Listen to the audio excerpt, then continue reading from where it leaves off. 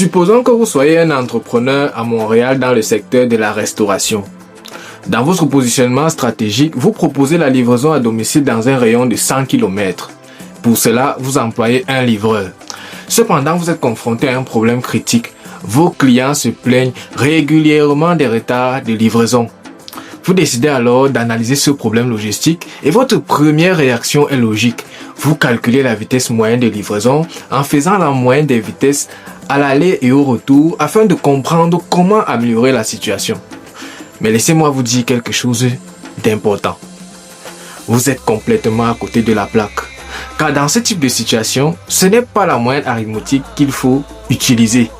Dans ce 4e épisode de votre chronique du Data and Business, je vais vous expliquer pourquoi et comment utiliser la moyenne harmonique pour analyser correctement vos vitesses de livraison et améliorer vos performances opérationnelles logistiques.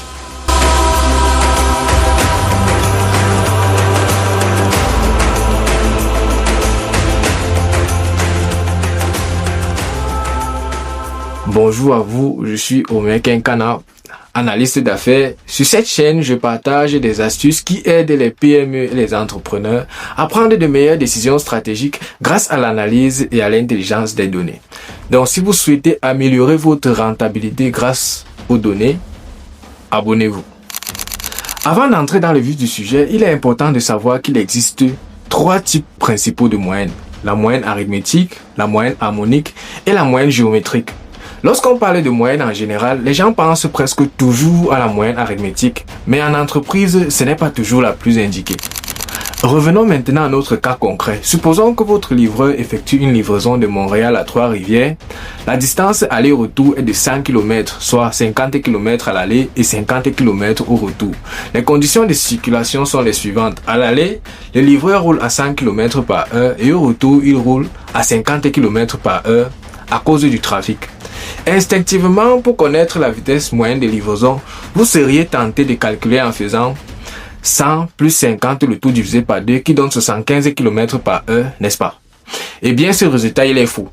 Pourquoi la moyenne arithmétique ne fonctionne pas ici? En vérité, c'est parce que la moyenne arithmétique suppose que le temps passé entre chaque vitesse est identique, ce qui n'est pas le cas.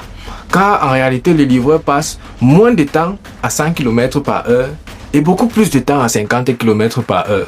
Autrement dit, le temps varie alors que la distance reste constante. Dans ce type de situation, nous ne devons pas utiliser la moyenne arithmétique.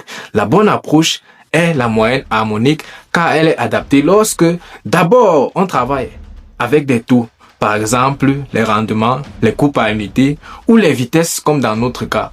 Ensuite, la quantité est constante, c'est-à-dire le volume ou le travail ou alors la distance comme dans notre cas. Mais aussi, enfin, le temps ou l'effort varie. Veillons donc la calculer. On a la moyenne harmonique qui est égale à 2 divisé par 1 sur 100 plus 1 sur 50 qui est égale à 66,67 km par heure. La véritable vitesse de moyenne de livraison est donc de 66,67 km par heure et non 75 comme mentionné plus haut. Alors, qu'est-ce que cela implique dans votre business? Eh bien, maintenant que vous connaissez la vraie vitesse moyenne de livraison entre Montréal et Trois-Rivières, vous pouvez enfin prendre des décisions pertinentes comme par exemple fixer des promesses de livraison réalistes aux clients, optimiser les itinéraires, revoir la zone de livraison, ajuster le nombre de livreurs ou encore revoir votre modèle de facturation de livraison. Autrement dit, une mauvaise moyenne calculée dès le départ aurait forcément conduit à de mauvaises décisions et par conséquent à la chute de votre entreprise. Pour conclure, ce cas illustre parfaitement un point essentiel. Toutes les moyennes ne servent pas au même usage.